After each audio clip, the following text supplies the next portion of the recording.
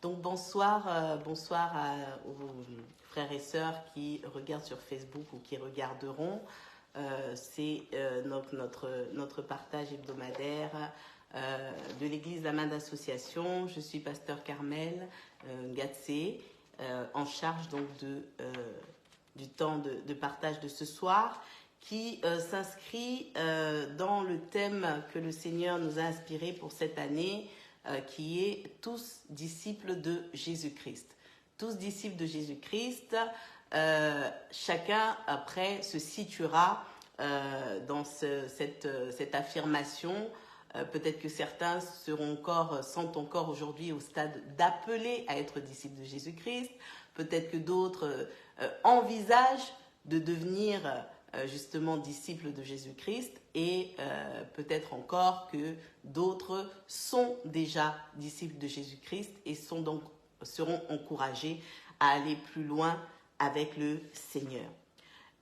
Nous allons ce soir introduire cette pensée au travers d'un sous-thème qui est être chrétien, pourquoi et comment. Et nous allons donc prendre un texte dans Actes des Apôtres, Actes, chapitre 11. Je vais nous lire ce chapitre du verset 19 au verset 26. Actes, chapitre 11, verset 19 au verset 26. Je le posterai, ou si quelqu'un d'entre vous peut le poster pour nos frères et sœurs qui rattraperont ensuite le partage. Donc je lis la parole de Dieu. Ceux qui avaient été dispersés par la persécution survenue à l'occasion d'Étienne allèrent jusqu'en Phénicie, dans l'île de Chypre, et à Antioche, annonçant la parole seulement aux Juifs. Il y eut cependant parmi eux quelques hommes de Chypre et de Cyrène, qui étant venus à Antioche, s'adressèrent aussi aux Grecs et leur annoncèrent la bonne nouvelle du Seigneur Jésus. La main du Seigneur était avec eux, et un grand nombre de personnes crurent et se convertirent au Seigneur. Le bruit en parvint aux oreilles des membres de l'église de Jérusalem, et ils envoyèrent Barnabas jusqu'à Antioche. Lorsqu'il fut arrivé et qu'il eut vu la grâce de Dieu, il s'en réjouit, et il les exhorta tous à rester d'un cœur ferme, attachés au Seigneur. Car c'était un homme de bien, plein d'Esprit Saint et de foi. Et une foule assez nombreuse se joignit au Seigneur. Barnabas se rendit ensuite à Tarse pour chercher Saul, et l'ayant trouvé, il l'amena à Antioche. Pendant toute une année, ils se réunirent aux assemblées de l'Église et ils enseignèrent beaucoup de personnes. Ce fut à Antioche que pour la première fois, les disciples furent appelés chrétiens. Amen. Amen à la parole de Dieu. Alors c'est un texte qui nous introduit justement dans l'œuvre que le Seigneur veut, c'est-à-dire que des disciples puissent faire d'autres disciples. Et on voit que c'est à l'occasion d'une persécution, c'est suite au meurtre d'Étienne, une histoire que nous connaissons dans l'Église, suite au meurtre d'Étienne, qui était diacre, les disciples se sont dispersés, tous ceux qui étaient disciples se sont dispersés jusqu'à Antioche particulièrement, qui était à l'époque en Syrie, aujourd'hui on la situerait en Turquie, pour la petite histoire. Et donc, il y a eu une dispersion de plusieurs disciples, et certains se sont retrouvés donc à Antioche et ont commencé à annoncer la parole de Dieu aux Juifs d'abord. Puis le Seigneur a suscité d'autres disciples qui sont venus annoncer la parole de Dieu aux Grecs. Et au final, le Seigneur a pourvu pour toutes les âmes au travers de la présence de ces enfants qui étaient donc venus jusqu'à Antioche. Et nous voyons que le Seigneur a pris soin d'envoyer ses enfants dans cette région, mais nous pouvons noter également qu'ils n'étaient pas encore appelés chrétiens. ils n'étaient pas encore appelés chrétiens. Nous sommes au chapitre 11. Il y a d'autres chapitres, il y a plusieurs autres chapitres quand même dans le livre des Actes. Et donc, ils étaient déjà avec le Seigneur Jésus-Christ. Ils étaient déjà ses disciples, mais ils ne s'appelaient pas encore chrétiens. Donc le mot chrétien en soi ne définit pas un enfant de Dieu. Ce qui le définit, c'est son appartenance au Seigneur Jésus-Christ. C'est le fait qu'ils suivent le Seigneur Jésus-Christ.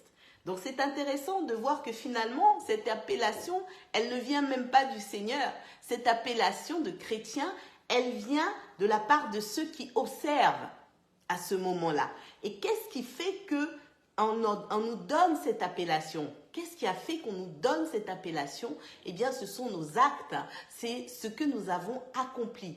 Enfin, quand je dis nous, je parle du disciple. C'est ce qu'il accomplit qui fait qu'on lui donne une appellation, qu'on reconnaît en lui une identité, en l'occurrence, celle d'être un disciple de Jésus-Christ, celle de suivre quelqu'un, de suivre une voie, d'être justement à l'œuvre pour quelque chose ou pour quelqu'un. Donc c'est intéressant de voir finalement que ces hommes-là, qui sont à l'œuvre pour le Seigneur, ont été tout de suite identifiés à Christ, parce que chrétien vient de Christ. Donc ils ont tout de suite été identifiés au Maître, à celui qu'ils ont fait profession de servir et de suivre. Et c'est vrai que quand on se regarde, finalement, ça nous ramène à nous. C'est vraiment quelque chose sur lequel moi-même j'ai médité. Et je me suis posé la question, finalement, et j'espère que vous allez vous poser la question du pourquoi est-ce que je suis devenue chrétien, pourquoi est-ce que je suis devenue chrétienne, finalement. Parce que dans ce monde, des maîtres, il y en a plusieurs. Il y en a plusieurs. Il y a plusieurs religions. Pourquoi celle-là plutôt qu'une autre? C'est une question intéressante qu'il faut de temps en temps se poser pour être sûr d'être dans la bonne direction, pour être sûr de sa conviction et pour pouvoir œuvrer, pour pouvoir être reconnu comme la personne qui suit le maître dont elle parle, dont elle est convaincue. Et c'est vrai qu'on se pose cette question finalement, de se dire mais est-ce que quand on me regarde, est-ce qu'on peut m'identifier comme étant une personne qui suit Christ, comme étant disciple de Jésus-Christ? Parce que Dieu veut que nous soyons les disciples de Jésus. C'est ce que Dieu veut, que nous soyons à l'œuvre, que nous soyons convaincus de la voie que nous suivons. Et on voit au travers de ce passage de Actes au chapitre 11, qui est très intéressant, c'est que vraiment, ils ont subi une persécution, une forte persécution, parce que l'un d'entre eux a été tué, et suite à ça, ils ont été vraiment maltraités. Donc ça n'a pas été facile, ça n'a pas été une période facile, et ils auraient pu renoncer. Ils auraient pu renoncer. Le Seigneur nous parle beaucoup sur l'épreuve en ce moment, d'une manière ou d'une autre. Et c'est vrai que ce sont souvent des occasions soit de chuter, soit de persévérer. Et donc, face à une grande persécution comme celle qu'ils ont vécue, les disciples de cette époque dont nous parle le texte, ils auraient pu renoncer. Ils auraient pu se dire, bon, j'arrête avec cette histoire de Jésus-Christ et je vais me cacher quelque part. Mais non, ils sont partis par la force des choses, mais ils ont continué à œuvrer pour le Seigneur. Ils ont continué à œuvrer pour le Seigneur. Et ça, qu'est-ce que ça m'amène à penser? Qu'est-ce que ça m'a amené à conclure? C'est qu'ils avaient vraiment la foi. C'est qu'ils avaient vraiment la foi. Parce que c'est dans les moments difficiles, justement, que se révèle le fond du cœur de l'homme. Ce qu'il y a au fond du cœur, le Seigneur le révèle beaucoup au travers de l'épreuve. Souvenons-nous du peuple d'Israël, bien évidemment, qui a été éprouvé justement parce que le Seigneur voulait faire ressortir ce qu'il y avait à l'intérieur d'eux pour les aider à se dépouiller parce qu'ils avaient été parmi les peuples païens. Et donc, s'attacher au véritable Dieu, ce n'était pas quelque chose de facile parce que Dieu sait que la chair n'en est pas capable. Et donc, l'épreuve vient toujours révéler le fond du cœur. Et concernant donc ces disciples qui sortait d'une période de grande persécution, on voit ce qu'il en résulte. C'est une véritable conviction, c'est la foi véritable en Jésus-Christ. C'est la foi véritable en Jésus. C'est extraordinaire. Et c'est pour ça que la question de pourquoi choisir Jésus-Christ comme maître au lieu de choisir d'autres maîtres proposés par ce monde, elle est importante. Pourquoi finalement? Eh bien, moi j'ai trouvé une réponse dans ma méditation, c'est que l'homme a soif de vérité.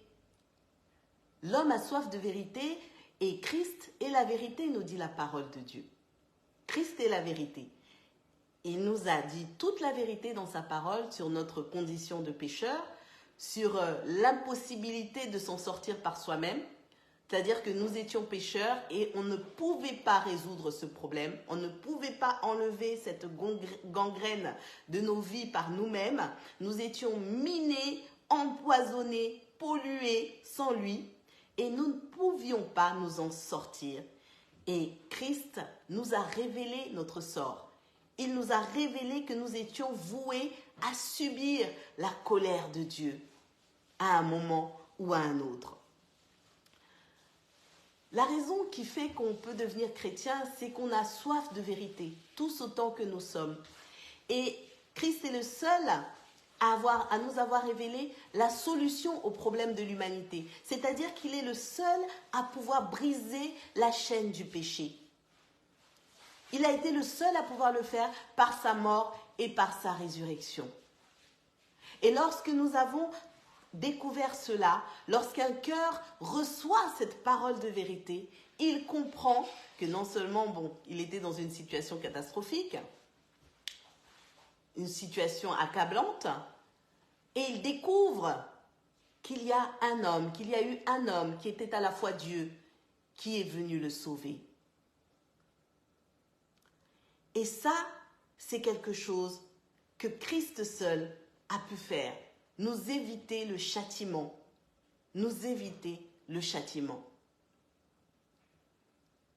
Et donc, pour ma part, ayant compris cela, j'ai accepté le salut que Christ m'a offert suite à l'œuvre qu'il a accomplie à la croix. Et chacun de ceux qui sont chrétiens aujourd'hui sont passés par cette phase. La vérité qui est parvenue à notre cœur, puisque nous avons soif de vérité. Chaque être humain sur cette terre a soif de vérité. Tout à l'heure, mon fils, mon petit dernier, regardait mon téléphone, comment je lançais je préparais mon direct, et puis il me disait, maman, il faut que tu m'expliques comment tu as fait, comment tu as appris à lancer un direct, comment est-ce que tu as fait, comment est-ce que tu fais pour écrire, parce qu'il est en quête de vérité. Et plus il grandit, plus il pose des questions assez pertinentes, où des fois on est désarçonné, parce que nous sommes en quête de vérité. C'est ainsi. C'est ainsi. Et donc c'est là où on comprend que finalement, cette soif de vérité nous amène justement, forcément, à regarder dans la direction où elle se présente. Et Christ étant la vérité, c'est la raison pour laquelle on va se tourner vers lui, forcément, parce qu'on a soif de vérité. Parce qu'on a soif de vérité. Et le Seigneur, quand il vient, quand il visite une vie, il répond à tous les questionnements. Il vient éclairer. L'évangile de Jean, chapitre 1, nous le décrit comme la lumière qui vient pour éclairer tous les hommes. Mais à ceux qui la reçoivent, bien évidemment, il donne le pouvoir de devenir enfants de Dieu. L'autre raison pour laquelle j'exhorterai celui qui ne l'est pas à devenir chrétien, c'est que l'homme a soif de liberté. L'homme a soif de liberté. Et toutes les lois morales, religieuses de ce monde ne pourront pas rendre libre l'homme à l'égard du péché. C'est impossible. Au contraire, les lois, elles génèrent la peur et nous savons que la chair, elle a en elle le goût de l'interdit. Donc dès que quelque chose est interdit, la chair, elle a envie de pratiquer cette chose. C'est un phénomène inexplicable. Paul en parle dans le livre de Romains au chapitre 7, où il dit « Je ne fais pas le bien que je veux et je fais le mal que je ne veux pas. » Et c'est ainsi qu'il y a cette loi qui lutte dans chacun de nos membres et qui nous rend captifs de la loi du péché.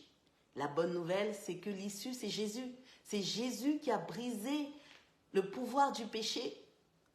Il est l'agneau, la parole de Dieu nous dit qu'il est l'agneau qui ôte le péché du monde. Il est la seule réponse à ce problème, la seule réponse à cette maladie, la seule réponse valable à cette gangrène, c'est Jésus-Christ. C'est Jésus-Christ. L'autre raison pour laquelle, à mon sens, on a tout à gagner à devenir disciple de Jésus, et je fais le synonyme avec le mot chrétien, c'est que l'homme a soif de la vie éternelle, consciemment ou inconsciemment. Et c'est Jésus qui est le chemin qui mène à cette vie. C'est Jésus-Christ, c'est le seul qui a vaincu la mort. Tous les prophètes qui peuvent être cités n'ont pas vaincu la mort. Tous sont dans des tombeaux. Tous d'autres religions que je ne citerai pas parce que je ne connais pas toutes les religions qui existent au monde. Jésus est celui qui a vaincu la mort.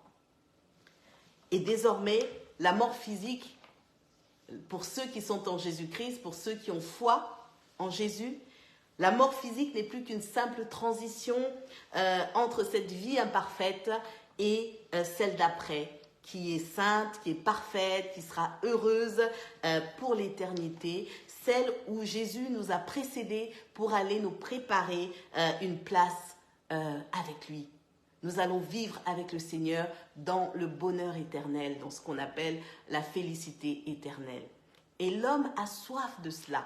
L'homme a soif de cela. L'homme cherche un refuge pour fuir cette vie imparfaite. J'avais cette réflexion que même le suicide, en fait, c'est juste une fuite. C'est juste une fuite parce que le poids de cette vie est trop lourd. Cette vie, elle est vraiment, pour certains, un poison quand on n'a pas d'espérance. Mais nous avons une espérance qui nous permet de tenir. Mais Jésus-Christ nous prépare des places dans une vie qui est parfaite, dans l'éternité. Alléluia. Alors, ça constitue pour moi tellement de raisons de suivre le Seigneur, de devenir chrétien. Lorsqu'on a compris cela, eh bien, la conversion est possible parce qu'on va accepter le salut conscient de son état. Conscient de son état, on va accepter le salut et on va entrer, bien évidemment, dans une destinée telle que le Seigneur le veut. Et c'est pour ça que c'est important de se poser la question parce qu'on est tous venus au Seigneur pour des raisons différentes, avec des motivations différentes. Ça peut être pour la maladie, à cause de la maladie. Ça peut être parce que les parents nous ont emmenés à l'église depuis tout jeune et nous y sommes restés. Ça peut être parce qu'on a accompagné une amie, un ami, un frère, une sœur. Parfois, je connais des témoignages où certains frères sont allés dans une église parce qu'ils étaient intéressés par une sœur. Au début, ils n'étaient pas des frères. Ils ont aperçu une sœur qui allait dans une certaine église et comme s'ils n'étaient pas chrétiens, ils ne pouvaient pas approcher la sœur, et bien certains sont allés s'enraciner dans des églises juste par cette quête, vous me comprenez, parce qu'ils étaient intéressés par une jeune sœur ou vice-versa. Et donc, il y en a qui sont restés. Mais finalement, le Seigneur les a visités, le Seigneur les a rencontrés à un moment ou à un autre. Je l'espère. Je le crois. Et c'est important finalement de sortir de la première motivation pour entrer dans la véritable. Celle qui est que nous avons tous besoin de Jésus-Christ. Et qu'on n'est pas chrétien. On ne devient pas chrétien par naissance naturelle, mais on le devient par le processus qu'on appelle la nouvelle naissance sur laquelle nous reviendrons par la grâce de Dieu. On le devient par la conversion. Et la conversion, finalement, bien aimé, c'est pas quelque chose de contagieux. C'est pas parce que ce soir, Pasteur Carmel parle de l'évangile que je vous communique ma foi. Non, non, la conversion, c'est une décision, c'est un choix personnel. C'est un choix libre et personnel. On prend une décision. On prend la décision, en fait, de suivre le Seigneur Jésus-Christ, de faire du Seigneur Jésus-Christ notre Sauveur et notre Seigneur personnel. Personne ne nous oblige. C'est parce qu'on a une prise de conscience, parce que suite à la rencontre avec Jésus, on prend une décision. On évalue, on examine sa vie, on fait le tour, on confronte ce qu'on a reçu de la parole de Dieu, de l'évangile, de la bonne nouvelle, et on prend une décision. Et lorsque nous revenons dans le texte de Actes, que j'ai lu en introduction, et ceux qui n'ont pas pu lire réécouteront, donc nous étions dans Actes, chapitre 11, du verset 19 au verset 26, nous voyons que, vraiment que Dieu soit béni pour les disciples qui sont arrivés à Antioche et qui ont annoncé la parole de Dieu, qui ont annoncé la bonne nouvelle du salut. Et nous voyons le résultat. La Bible dit que nombreux se sont convertis, nombreux ont cru et se sont convertis, c'est-à-dire qu'ils ont pris une décision, celle d'appartenir au Seigneur, celle de marcher dans ses voies désormais, celle de renoncer au péché, parce que c'est de cela qu'il s'agit, c'est de renoncer au péché. Moi, je me suis convertie à l'église protestante au Congo, et on nous faisait déclarer publiquement une phrase « j'abandonne mes péchés pour suivre Jésus ». Devant toute une foule, c'était très impressionnant, on bégayait, mais on se répétait cette simple phrase, on la répétait parce que c'était tellement important. Il fallait arriver et confesser ça publiquement et c'était quelque chose de très important. De pouvoir dire « j'abandonne mes péchés pour suivre Jésus ». Et je me souviens même que c'était un sujet de grande hésitation parce qu'on était conscient qu'une fois qu'on avait confessé cela, il n'y avait pas de retour en arrière possible. Parce qu'on prend une décision et qu'on décide de suivre Jésus pour entrer dans une vie différente de celle d'avant. Et c'est par la foi qu'on entre. Et ça répond à la question du comment, c'est par la foi.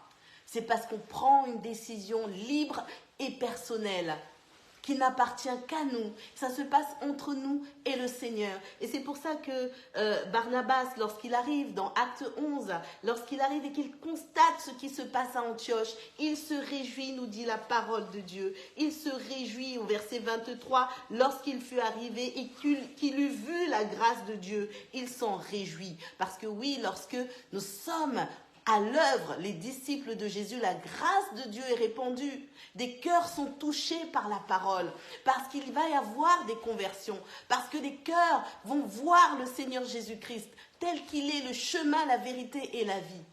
Et Barnabas s'est réjoui de voir la grâce de Dieu.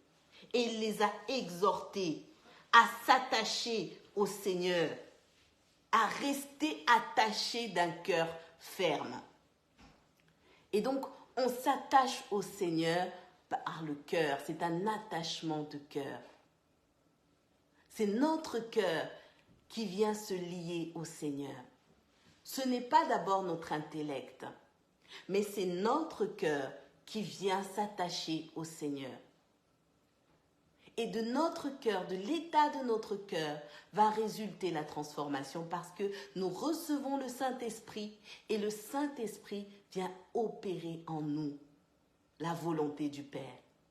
Et là, alors, la parole de Dieu va nous être donnée. Et nous voyons que face justement à ce qui se passe à Antioche, Barnabas va chercher Saul et ils entrent dans un processus d'enseignement parce que l'enfant de Dieu doit être enseigné une fois qu'il s'est converti. Parce qu'il doit mener une vie conforme au choix qu'il a fait. Le chrétien doit vivre pour son maître comme son maître. Et donc, c'est au travers des enseignements de la parole de Dieu qu'il acquiert cette faculté, cette capacité, grâce au Saint-Esprit qu'il a aussi reçu. Et commence alors une expérience de vie merveilleuse avec le Seigneur. Une expérience de vie nouvelle, mais qui nous assure le bonheur et la paix, quel que soit ce que nous pouvons traverser dans ce monde. Et c'est important de bien se situer, parce que on peut être chrétien, j'entends souvent l'expression vieux chrétien, on peut l'être par habitude et ne pas croître, stagner parce que on ne sait pas poser les bonnes questions, parce qu'on ne fait pas le point avec le Seigneur, parce qu'on ne se laisse pas remplir de la vie de Christ, et parce qu'on est tombé dans la religiosité. Et la religiosité ne nous fait pas vivre la vie de Christ. La vie de Christ qui coule en nous, elle doit aussi transparaître.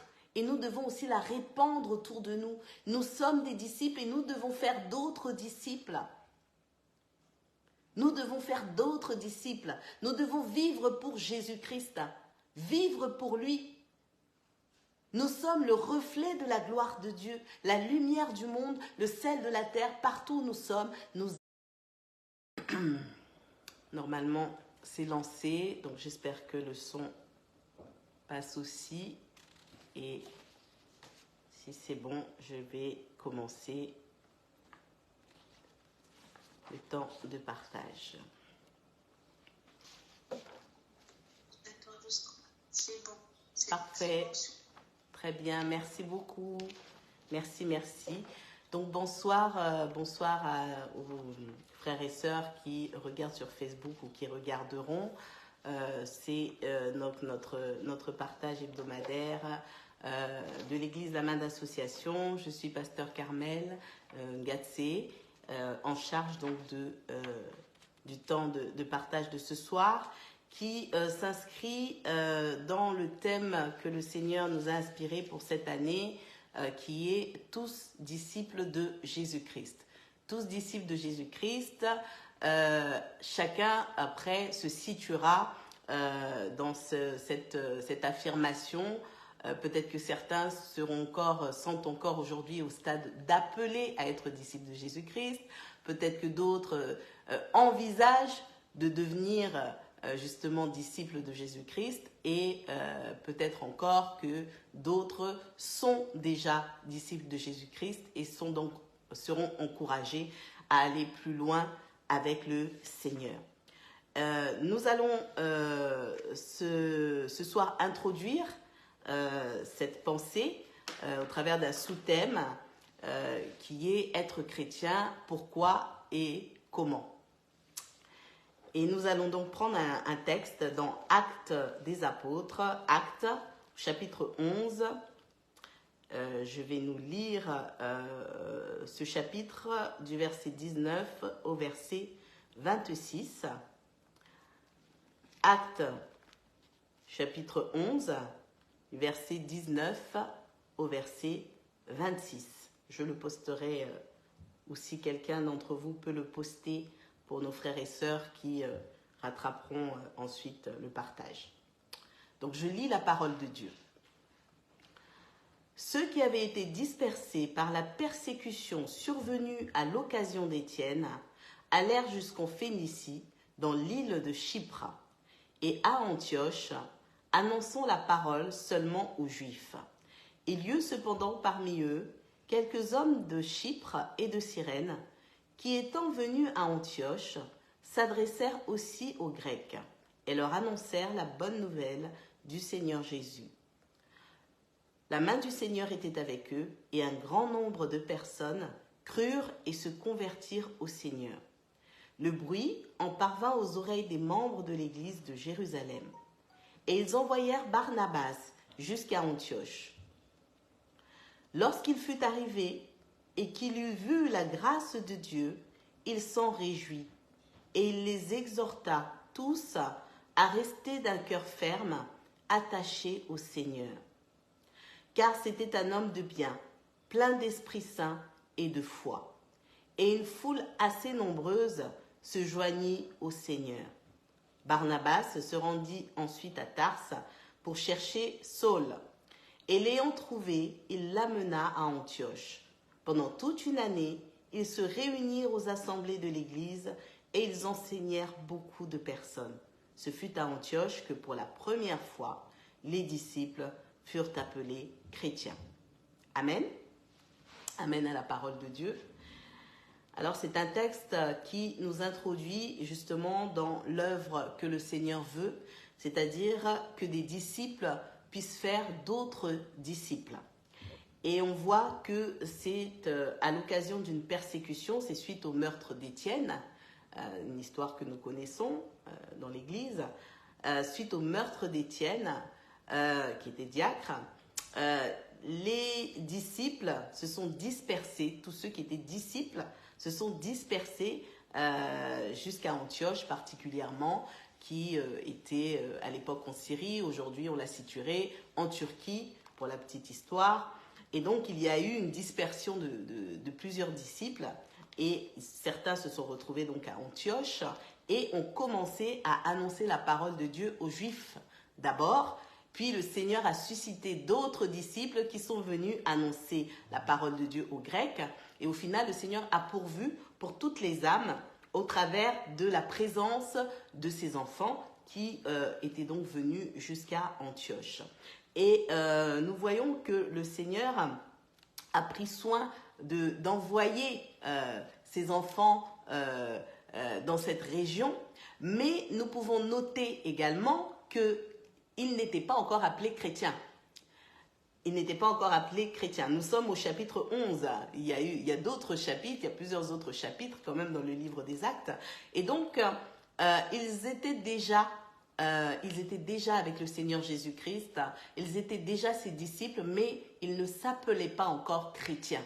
Donc le mot chrétien en soi ne définit pas un enfant de Dieu. Ce qui le définit, c'est son appartenance au Seigneur Jésus-Christ. C'est le fait qu'ils suivent le Seigneur Jésus-Christ.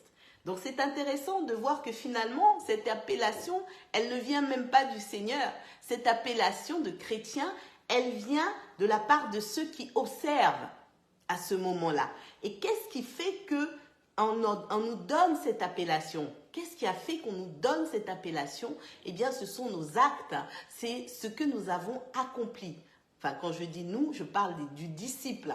C'est ce qu'il accomplit qui fait qu'on lui donne une appellation, qu'on reconnaît en lui une identité, en l'occurrence, celle d'être un disciple de Jésus-Christ. Celle de suivre quelqu'un, de suivre une voie, d'être justement à l'œuvre pour quelque chose ou pour quelqu'un. Donc c'est intéressant de voir finalement que ces hommes-là, qui sont à l'œuvre pour le Seigneur, ont été tout de suite identifiés à Christ, parce que chrétien vient de Christ. Donc ils ont tout de suite été identifiés au Maître, à celui qu'ils ont fait profession de servir et de suivre. Et c'est vrai que quand on se regarde, finalement ça nous ramène à nous. C'est vraiment quelque chose sur lequel moi-même j'ai médité, et je me suis posé la question finalement, et j'espère que vous allez vous poser la question du pourquoi est-ce que je suis devenue chrétien, pourquoi est-ce que je suis devenue chrétienne finalement. Parce que dans ce monde des maîtres, il y en a plusieurs. Il y en a plusieurs. Il y a plusieurs religions. Pourquoi celle-là plutôt qu'une autre ? C'est une question intéressante qu'il faut de temps en temps se poser pour être sûr d'être dans la bonne direction, pour être sûr de sa conviction et pour pouvoir œuvrer, pour pouvoir être reconnu comme la personne qui suit le maître dont elle parle, dont elle est convaincue. Et c'est vrai qu'on se pose cette question finalement, de se dire mais est-ce que quand on me regarde, est-ce qu'on peut m'identifier comme étant une personne qui suit Christ, comme étant disciple de Jésus-Christ? Parce que Dieu veut que nous soyons les disciples de Jésus. C'est ce que Dieu veut, que nous soyons à l'œuvre, que nous soyons convaincus de la voie que nous suivons.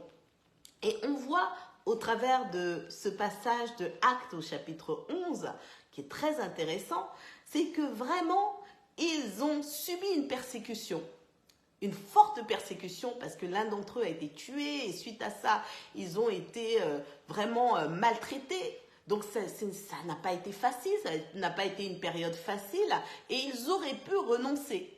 Ils auraient pu renoncer. Le Seigneur nous parle beaucoup sur l'épreuve en ce moment, d'une manière ou d'une autre.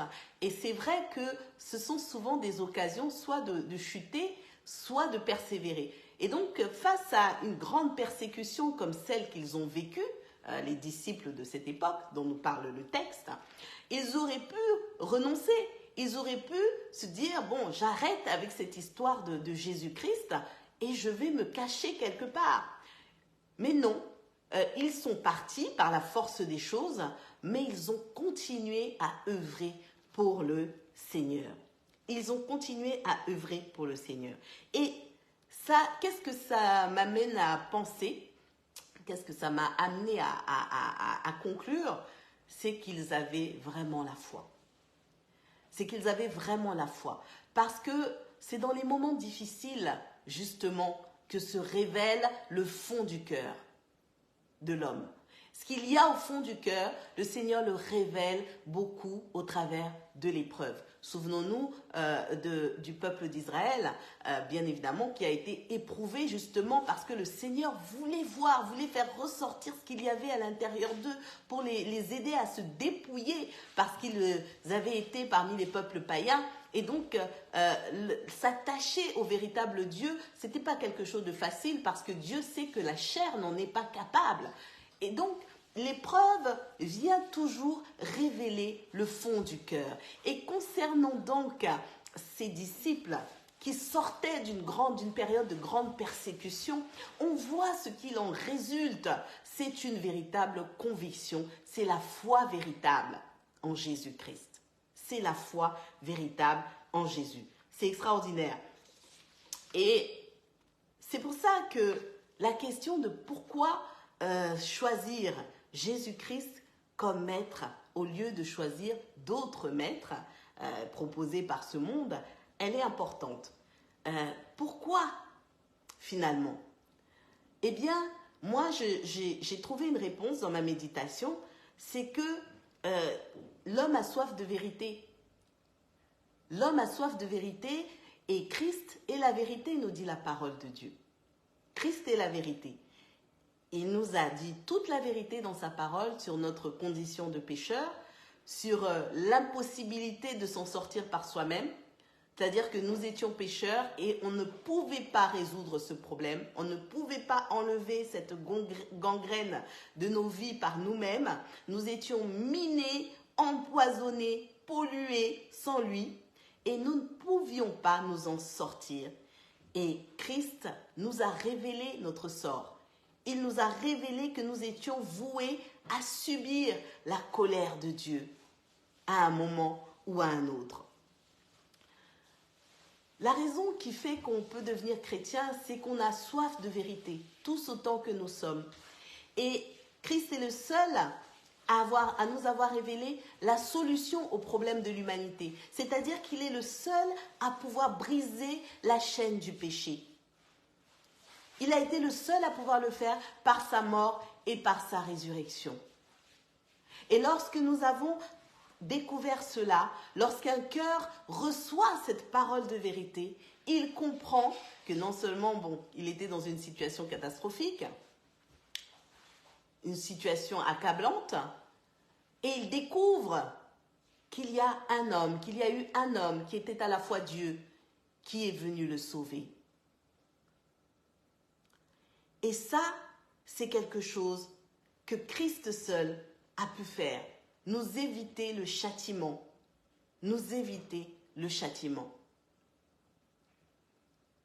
Et donc, pour ma part, ayant compris cela, j'ai accepté le salut que Christ m'a offert suite à l'œuvre qu'il a accomplie à la croix. Et chacun de ceux qui sont chrétiens aujourd'hui sont passés par cette phase. La vérité qui est parvenue à notre cœur, puisque nous avons soif de vérité. Chaque être humain sur cette terre a soif de vérité. Tout à l'heure, mon fils, mon petit dernier, regardait mon téléphone, comment je lançais je préparais mon direct, et puis il me disait, maman, il faut que tu m'expliques comment tu as fait, comment tu as appris à lancer un direct, comment est-ce que tu as fait, comment est-ce que tu fais pour écrire, parce qu'il est en quête de vérité.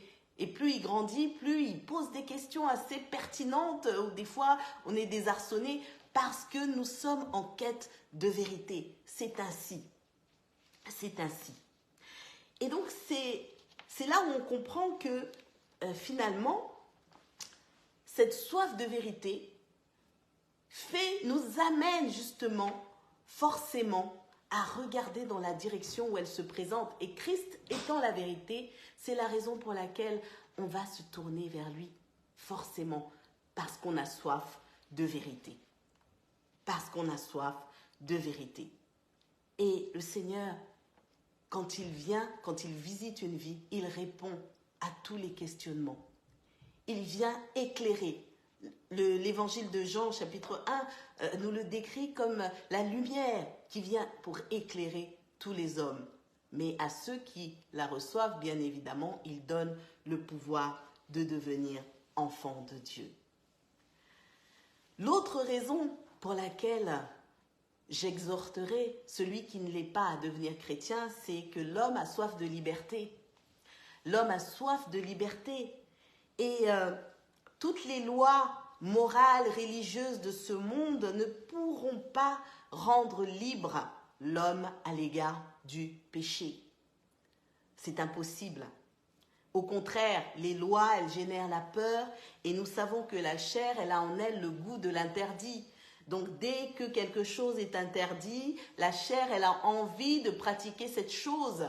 C'est un phénomène inexplicable. Paul en parle dans le livre de Romains au chapitre 7, où il dit « Je ne fais pas le bien que je veux et je fais le mal que je ne veux pas. » Et c'est ainsi qu'il y a cette loi qui lutte dans chacun de nos membres et qui nous rend captifs de la loi du péché. La bonne nouvelle, c'est que l'issue, c'est Jésus. C'est Jésus qui a brisé le pouvoir du péché. Il est l'agneau, la parole de Dieu nous dit qu'il est l'agneau qui ôte le péché du monde. Il est la seule réponse à ce problème, la seule réponse à cette maladie, la seule réponse valable à cette gangrène, c'est Jésus-Christ. C'est Jésus-Christ. L'autre raison pour laquelle, à mon sens, on a tout à gagner à devenir disciple de Jésus, et je fais le synonyme avec le mot chrétien, c'est que l'homme a soif de la vie éternelle, consciemment ou inconsciemment. Et c'est Jésus qui est le chemin qui mène à cette vie. C'est Jésus-Christ, c'est le seul qui a vaincu la mort. Tous les prophètes qui peuvent être cités n'ont pas vaincu la mort. Tous sont dans des tombeaux. Tous d'autres religions que je ne citerai pas parce que je ne connais pas toutes les religions qui existent au monde. Jésus est celui qui a vaincu la mort. Et désormais, la mort physique, pour ceux qui sont en Jésus-Christ, pour ceux qui ont foi en Jésus, la mort physique n'est plus qu'une simple transition entre cette vie imparfaite et celle d'après, qui est sainte, qui est parfaite, qui sera heureuse pour l'éternité, celle où Jésus nous a précédés pour aller nous préparer une place avec lui. Nous allons vivre avec le Seigneur dans le bonheur éternel, dans ce qu'on appelle la félicité éternelle. Et l'homme a soif de cela. L'homme a soif de cela. L'homme cherche un refuge pour fuir cette vie imparfaite. J'avais cette réflexion que même le suicide, en fait, c'est juste une fuite. C'est juste une fuite parce que le poids de cette vie est trop lourd. Cette vie, elle est vraiment, pour certains, un poison quand on n'a pas d'espérance. Mais nous avons une espérance qui nous permet de tenir. Mais Jésus-Christ nous prépare des places dans une vie qui est parfaite, dans l'éternité. Alléluia. Alors, ça constitue pour moi tellement de raisons de suivre le Seigneur, de devenir chrétien. Lorsqu'on a compris cela, eh bien, la conversion est possible parce qu'on va accepter le salut conscient de son état. Conscient de son état, on va accepter le salut et on va entrer, bien évidemment, dans une destinée telle que le Seigneur le veut. Et c'est pour ça que c'est important de se poser la question parce qu'on est tous venus au Seigneur pour des raisons différentes, avec des motivations différentes. Ça peut être pour la maladie, à cause de la maladie. Ça peut être parce que les parents nous ont emmenés à l'église depuis tout jeune et nous y sommes restés. Ça peut être parce qu'on a accompagné une amie un ami, un frère, une sœur. Parfois, je connais des témoignages où certains frères sont allés dans une église parce qu'ils étaient intéressés par une sœur. Au début, ils n'étaient pas des frères. Ils ont aperçu une sœur qui allait dans une certaine église et comme s'ils n'étaient pas chrétiens, ils ne pouvaient pas approcher la sœur, et bien certains sont allés s'enraciner dans des églises juste par cette quête, hein, vous me comprenez, parce qu'ils étaient intéressés par une jeune sœur ou vice-versa. Et donc, il y en a qui sont restés. Mais finalement, le Seigneur les a visités, le Seigneur les a rencontrés à un moment ou à un autre. Je l'espère, je le crois. Et c'est important finalement de sortir de la première motivation pour entrer dans la véritable. Celle qui est que nous avons tous besoin de Jésus-Christ. Et qu'on n'est pas chrétien. On ne devient pas chrétien par naissance naturelle, mais on le devient par le processus qu'on appelle la nouvelle naissance, sur laquelle nous reviendrons par la grâce de Dieu. On le devient par la conversion. Et la conversion, finalement, bien aimé, c'est pas quelque chose de contagieux. C'est pas parce que ce soir, Pasteur Carmel parle de l'évangile que je vous communique ma foi. Non, non, la conversion, c'est une décision, c'est un choix personnel. C'est un choix libre et personnel. On prend une décision, on prend la décision, en fait, de suivre le Seigneur Jésus-Christ, de faire du Seigneur Jésus-Christ notre Sauveur et notre Seigneur personnel. Personne ne nous oblige. C'est parce qu'on a une prise de conscience, parce que suite à la rencontre avec Jésus, on prend une décision. On évalue, on examine sa vie. On fait le tour, on confronte ce qu'on a reçu de la parole de Dieu, de l'évangile, de la bonne nouvelle, et on prend une décision. Et lorsque nous revenons dans le texte de Actes, que j'ai lu en introduction, et ceux qui n'ont pas pu lire réécouteront, donc nous étions dans Actes, chapitre 11, du verset 19 au verset 26, nous voyons que... Vraiment que Dieu soit béni pour les disciples qui sont arrivés à Antioche et qui ont annoncé la parole de Dieu, qui ont annoncé la bonne nouvelle du salut. Et nous voyons le résultat. La Bible dit que nombreux se sont convertis, nombreux ont cru et se sont convertis, c'est-à-dire qu'ils ont pris une décision. Celle d'appartenir au Seigneur, celle de marcher dans ses voies désormais, celle de renoncer au péché, parce que c'est de cela qu'il s'agit, c'est de renoncer au péché. Moi, je me suis convertie à l'église protestante au Congo et on nous faisait déclarer publiquement une phrase « j'abandonne mes péchés pour suivre Jésus ». Devant toute une foule, c'était très impressionnant, en bégayé, mais on se répétait cette simple phrase, on la répétait parce que c'était tellement important. Il fallait arriver et confesser ça publiquement et c'était quelque chose de très important.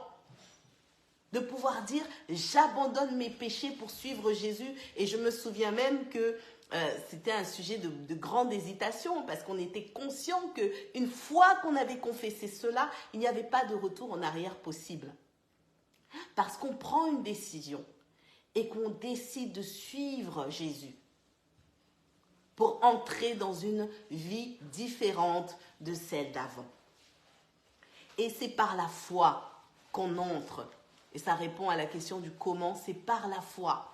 C'est parce qu'on prend une décision libre et personnelle qui n'appartient qu'à nous. Ça se passe entre nous et le Seigneur. Et c'est pour ça que Barnabas, lorsqu'il arrive dans Acte 11, lorsqu'il arrive et qu'il constate ce qui se passe à Antioche, il se réjouit, nous dit la parole de Dieu. Il se réjouit au verset 23, lorsqu'il fut arrivé et qu'il eut vu la grâce de Dieu, il s'en réjouit. Parce que oui, lorsque nous sommes à l'œuvre, les disciples de Jésus, la grâce de Dieu est répandue. Des cœurs sont touchés par la parole, parce qu'il va y avoir des conversions, parce que des cœurs vont voir le Seigneur Jésus-Christ tel qu'il est, le chemin, la vérité et la vie.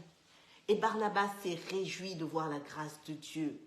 Et il les a exhortés à s'attacher au Seigneur, à rester attachés d'un cœur ferme.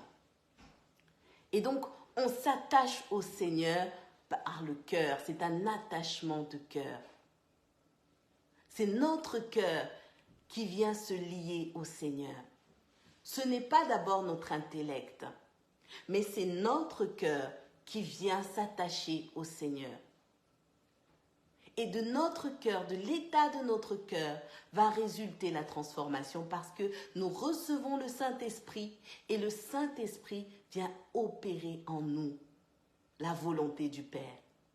Et là, alors, la parole de Dieu va nous être donnée. Et nous voyons que face justement à ce qui se passe à Antioche, Barnabas va chercher Saul et ils entrent dans un processus d'enseignement parce que l'enfant de Dieu doit être enseigné une fois qu'il s'est converti. Parce qu'il doit mener une vie conforme au choix qu'il a fait. Le chrétien doit vivre pour son maître comme son maître. Et donc, c'est au travers des enseignements de la parole de Dieu qu'il acquiert cette faculté, cette capacité, grâce au Saint-Esprit qu'il a aussi reçu. Et commence alors une expérience de vie merveilleuse avec le Seigneur. Une expérience de vie nouvelle, mais qui nous assure le bonheur et la paix, quel que soit ce que nous pouvons traverser dans ce monde. Et c'est important de bien se situer, parce que on peut être chrétien, j'entends souvent l'expression vieux chrétien, on peut l'être par habitude et ne pas croître, stagner parce que on ne sait pas poser les bonnes questions, parce qu'on ne fait pas le point avec le Seigneur, parce qu'on ne se laisse pas remplir de la vie de Christ. Et parce qu'on est tombé dans la religiosité. Et la religiosité ne nous fait pas vivre la vie de Christ. La vie de Christ qui coule en nous, elle doit aussi transparaître. Et nous devons aussi la répandre autour de nous. Nous sommes des disciples et nous devons faire d'autres disciples. Nous devons faire d'autres disciples. Nous devons vivre pour Jésus-Christ. Vivre pour lui. Nous sommes le reflet de la gloire de Dieu, la lumière du monde, le sel de la terre. Partout où nous sommes, nous